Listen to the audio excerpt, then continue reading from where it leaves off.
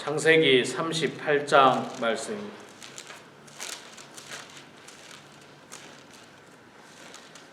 창세기 38장 1절에서 30절 마지막 절까지 말씀 보겠습니다. 38장 제가 석절 읽고 우리 성도님들께서 한 절 읽고 교독하겠습니다. 창세기 38장 제가 먼저 석절 읽습니다. 그 후에 유다가 자기 형제들로부터 떠나 내려가서 아둘람 사람 히라와 가까이 하니라. 유다가 거기서 가나안 사람 수아라 하는 자의 딸을 보고 그를 데리고 동침하니 그가 임신하여 아들을 낳음에 유다가 그의 이름을 엘이라 하니라. 그가 다시 임신하여 아들을 낳고 그의 이름을 오난이라 하고 그가 또 다시 아들을 낳고 그의 이름을 셀라라 하니라. 그가 셀라를 낳을 때에 유다는 거십에 있었더라. 유다가 장자 엘을 위하여 아내를 데려오니 그의 이름은 다말이더라. 유다가 장자 엘이 여호와가 보시기에 악함으로 여호와께서 그를 죽이신지라.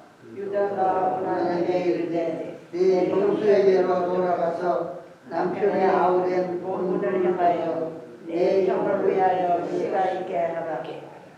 오난이 그 씨가 자기 것이 되지 않은 줄을 알므로 형수에게 들어갔을 때에 그의 형에게 씨를 주지 아니하려고 땅에 설정하매 그 일이 여호와가 보시기에 악함으로 여호와께서 그도 죽이시니 유다가 그의 며느리 다말에게 이르되 수절하고 내 아버지 집에 있어 내 아들 셀라가 장성하기를 기다리라 하니 셀라도 그 형들 같이 죽을까 염려함이라. 다말이 가서 그의 아버지 집에 있으니라. 얼마 후에 유다의 아내 수아나도 죽으니라. 유다가 위로를 받은 후에 그의 친구 아둘람 사람 히라와 함께 딥나로 올라가서 자기의 양을 깎는 자에게 이르더니 어떤 사람이 다말에게 말하되 내 시아버지가 자기의 양털을 깎으려고 딥날에 올라왔다 한지라. 그가 그 과부의 의복을 벗고 너울로 얼굴을 가리고 몸을 휩싸고 딥나 길 곁 에나임 문에 앉으니 이는 셀라가 장성함을 보았어도 자기를 그의 아내로 주지 않음으로 말미암음이라.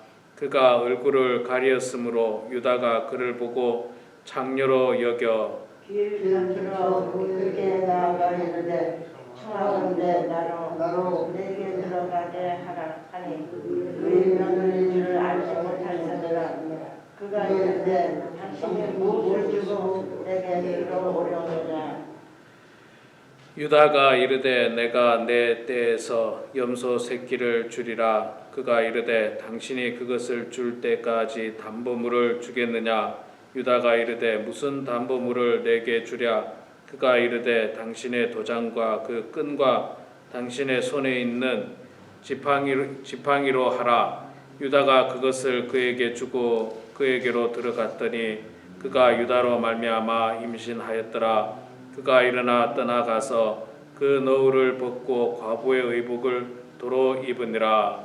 유다가 그 친구 아둘람 사람의 손에 수락하여 염소 새끼를 보내고 그 여인의 손에서 담보물을 찾으려 하였으나 그가 그 여인을 찾지 못한지라. 그가 그곳 사람에게 물어 이르되 길 곁 에나임에 있던 창녀가 어디 있느냐. 그들이 이르되 여기는 창녀가 없느니라. 그가 유다에게로 돌아와 이르되 내가 그를 찾지 못하였고 그곳 사람도 이르기를 거기에는 창녀가 없다 하더이다 하더라. 유다가 이르되 그로 그것을 가지게 두라. 우리가 부끄러움을 당할까 하노라. 내가 이 염소 새끼를 보냈으나 그대가 그를 찾지 못하였느니라. 석달쯤 후에 어떤 사람이 유다에게 일러 말하되 내 며느리 다말이 행동하였고 그 행동함으로 말미암아 임신하였느니라. 하였으라. 유다가 이르되 그를 끌어내려 불사르자. 여인이 끌려 나갈 때에 사람을 보내어 시아버지에게 이르되 이 물건 임자로 말미암아 임신하였나이다. 청하건대 보소서 이 도장과 그 끈과 지팡이가 누구의 것이니까 한지라. 유다가 그것을 알아보고 이르되 그는 나보다 옳도다. 내가 그를 내 아들 셀라에게 주지 아니하였음이로다 하고 다시는 그를 가까이 하지 아니하였더라. 해산할 때에 보니 쌍태라. 해산할 때 손이 나온지라. 산파가 이르되 이는 먼저 나온 자라 하고 홍색실을 가져다가 우선에 메었더니 그 손을 도로 들이며 그 아우가 나오는지라.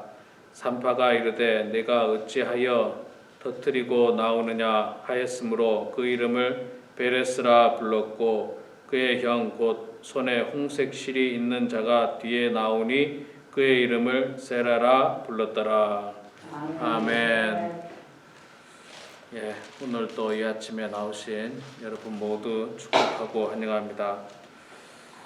자, 오늘 창세기 38장 말씀 읽었습니다. 여러분, 창세기 38장은요,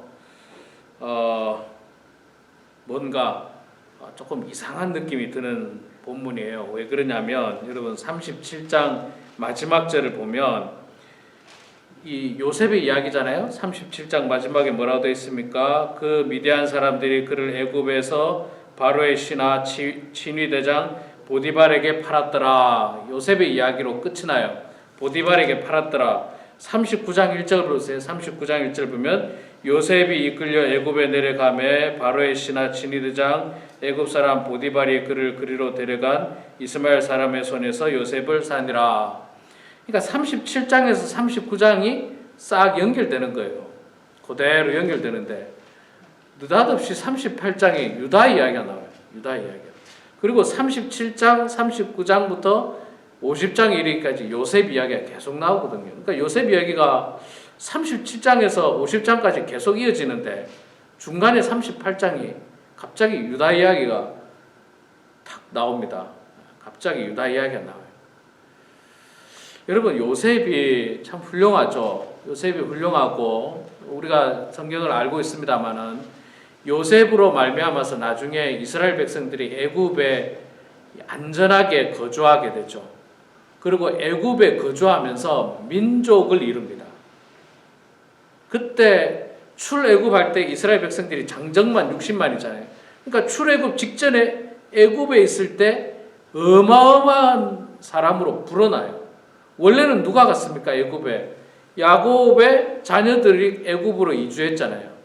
뭐 그래봐야 뭐 한 70명 뭐 이렇게 됐는데 430년 동안 장정만 60만 되는 어마어마한 사람으로 불어나고 민족을 이루고 그 민족을 구원하게 되는 결정적인 역할을 요셉이 합니다. 그래서 요셉이 중요한데, 그런데 여러분, 요셉이 중요하지만 예수님이 어느 지파 사람인지 아세요 혹시? 예수님이 야곱의 자손 가운데 뭐 어떤 지파냐면 유다 지파예요. 유다 지파예요. 그리고 다윗도 당연히 유다 지파입니다. 다윗의 후손 가운데 예수가 나오고 다윗이 유다 지파예요. 그러니까 성경에는 유다 지파가 정말 중요해요. 유다 지파가 야곱의 자손 가운데 유다 지파가 중요합니다. 그래서 유다의 스토리를 좀 억지로 끼워넣은 게 아닌가 그런 느낌이 좀 듭니다. 그런데 억지로 좀 끼워넣은 느낌이 들지만 유다의 스토리가 아주 은혜롭고 덕스럽고 좋은 스토리냐? 그렇지 않다는 거예요. 우리가 지금 읽어봤지만 사실은 은혜롭지도 못하고 덕스럽지도 못하고 좀 부끄러운 모습이에요. 부끄러운 스토리, 이야기가 좀 부끄러운 스토리. 자, 유다의 스토리를 좀 이야기해보면요. 유다가 결혼을 해서 아들을 3명을 낳습니다. 엘, 오난, 그 다음에 누굽니까? 셀라. 이렇게 3명을 낳죠. 3명을 낳는데 셀라는 막내로 조금 나이가 어렸나 봐요. 텀이 있었던 것 같아요. 세 명의 아들을 낳고 그 세 명의 아들을 각각이 아니고 큰 아들을 장가를 보냅니다. 큰 아들을 엘을 장가를 이제 보냈는데 엘이 하나님 보시기에 악함으로 여호와께서 그를 죽였다. 그렇게 말씀하고 있습니다. 그러니까 장자를 통해서 대가 이어지지 못하죠. 대가 이어지지 못해서 옛날에는 이 당시만 해도 형수, 취수 문화가 있었어요. 이건 무슨 말이냐면 이 엘이 결혼을 했잖아요. 결혼해 부인인데 엘이 먼저 죽어버렸어요. 큰 아들이 먼저 죽어버렸어요. 그러면 이 며느리가 동생과 결혼할 수 있습니다. 그러니까 뭡니까? 시동생이죠. 시동생과 결혼할 수 있는 문화가 있어요. 이게 잘못된 게 아니고 당시의 문화예요. 형수, 취수 문화라고. 자, 그래서 그 형수가 동생인 오난과 또 관계를 맺게 되는데 오난이 자기도 죽을 것 같은 느낌이 들어가지고 형수와의 관계 속에서 아기를 가지지 못하게 합니다. 그래서 그 일에 대해서 하나님께서 또 보시기에 악하게 여겨서 오난을 또 죽여요. 하나님께서. 자, 그 다음에 이제 남은 아들이 이제 셀라인데 셀라는 어렸나 봐요. 나이가 꽤 어렸나 봐요. 그래서 아버지 유다가 뭐라고 말하냐면 며느리에게 며느라 이 셀라가 크려면 아직 어리니까 셀라가 크려면 시간이 좀 걸리니까 너 친정으로 돌아가서 좀 기다려라. 셀라가 클 때까지 좀 기다려라. 그러고 돌려보냅니다. 돌려보내는데 그 아버지 유다가 셀라가 나이가 어려서 돌려보내기보다는 잘못하다가 셀라도 죽을 것 같은 거예요. 뭔가. 그래서 이거 이 며느리랑 합방을 시키면 안 되겠다는 생각이 들어서 그냥 변명을 하고 돌려보낸 사건입니다. 돌려보냈어요. 그런데 이 며느리가 눈치가 빨라가지고 알았어요. 시아버지가 나를 그냥 과부로 늙어죽게 나를 돌려보내는구나. 마지막 시동생하고 이 합방을 시키지 않고 나를 돌려보내는구나. 자, 지금까지 스토리 보면 참 우리가 이해하기 어려운 내용이죠. 이게 뭐 지금 현대 사회에서는 있을 수도 없는 일인데 어쨌든 그런 내용이에요. 그랬는데 그래서 이제 며느리가 이제 마음속으로 좀 화가 났어요. 화가 나서 안 되겠다. 시아버지를 유혹하자. 그래서 이 며느리가 시아버지가 뭐 어디 양 치러 간다고 이제 소문을 듣고 그 동네에 가가지고 창녀의 옷을 입습니다. 창녀의 옷을 입어서 시아버지를 유혹해요. 시아버지를 유혹하고 시아버지에게 잠자리를 하면서 증표를 받습니다. 뭐 끈하고 뭡니까? 담보물이 뭡니까? 끈하고 도장을 받고 나중에 당신이 나를 책임지라. 지금은 이렇게 헤어지지만 책임지라. 대신에 내가 담보물을 주고 있겠다.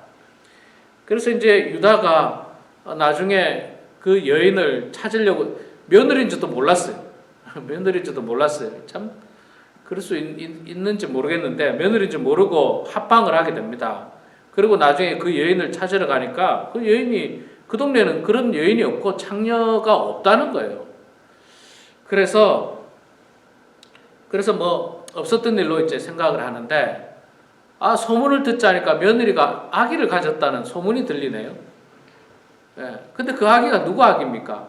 유다의 아기예요. 시아버지의 아기. 그래서 그것도 모르고 시아버지가 이제 화가 날 거 아닙니까? 며느리가 가서 기다리라고 했는데 어떤 나쁜 사내 어떤 사내랑 이 합방하면서 아기를 가진 것 같아요. 그래서 불러와서 이제 이 야단을 치고 뭐 쫓아보낼 심산으로 불러왔는데 그때 며느리가 나랑 합방한 사람은 바로 이 사람입니다 하면서 이제 증거물을 꺼내죠. 끈하고 도장을 꺼냈는데 보니까 유다 자기 거예요. 그러니까 이게 얼마나 창피합니까? 야, 이 며느리 혼내려고 불렀는데 임신한 며느리 혼내려고 불렀는데 그 임신한 남자가 자기예요. 참 부끄럽습니다. 그래도 이제 자기 잘못을 부끄러움을 인정하고 아이를 낳게 됐죠. 쌍둥이를 낳습니다. 쌍둥이 낳는데 하나는 베레스고 하나는 세라. 여기서 유다의 후손이 베레스로 이어집니다. 쭉 이어져요. 그리고 그 후손 가운데 다윗이 나고요.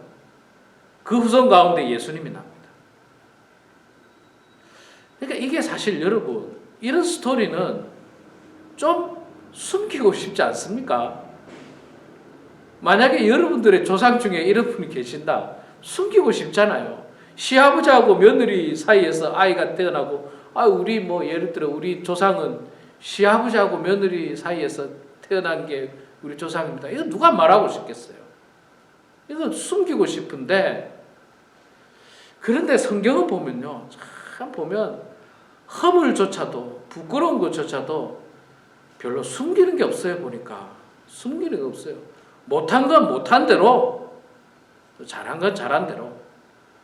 다윗 같은 경우도 그렇잖아요. 다윗이 얼마나 훌륭한 왕입니까? 그런데도 다윗에게 부끄러운 점이 있었잖아요. 우리가 잘 아는 것처럼 우리아의 아내 바세바를 범한 사건은 숨기고 싶은 사건이에요. 그런데도 숨기지 않습니다. 성경 기자는 다 드러내는 다 드러내고 그것을 오히려 교훈 삼게 합니다. 교훈 삼게 해요. 유다는 여러 가지 부끄러운 점들이 있죠. 첫 번째가 유다가 가나안 사람과 그 결혼을 하죠. 가나안 사람과 결혼하는 것 그것부터가 사실은 잘못됐고요.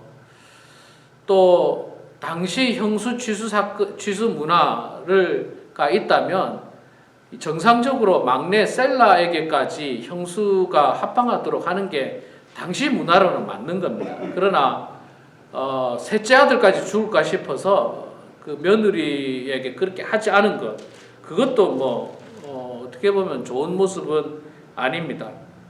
또 그 다음에 자기의 어떤 성적인 욕심을 절제하지 못하고 제어하지 못하고 그가 이렇게 창녀를 찾게 되는 것 이건 부끄러운 일이죠.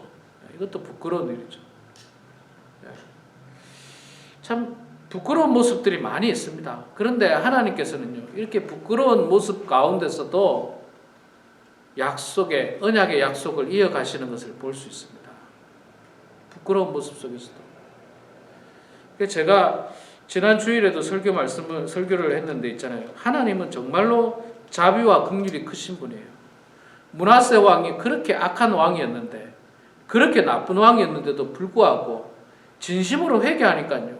하나님께서 그 기도를 들어주시더라는 거죠.